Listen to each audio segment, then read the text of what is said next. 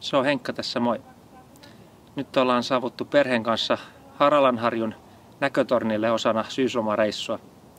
Valitettavasti tämä reissu lähti heti vähän huonosti liikkeelle, koska jäi mikki kamerasta kotiin. Mutta toivottavasti noi näköalatornin hienot maisemat vähän paikkaisi tunnelmaa.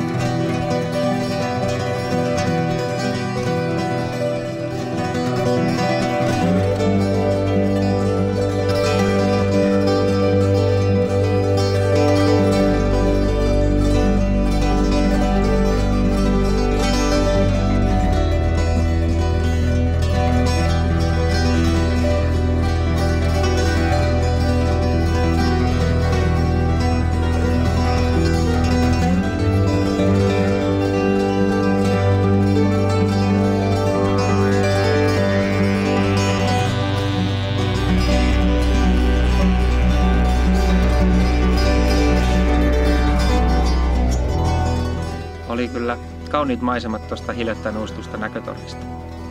Pääsymaksu tonne oli 3 euroa yli 18-vuotiaalta. Sen voi maksaa mobiilepeinä, eli ei mitenkään kauhean paha hinta. Kiitos kun katsoit tämän videon ja ei muuta kuin moro!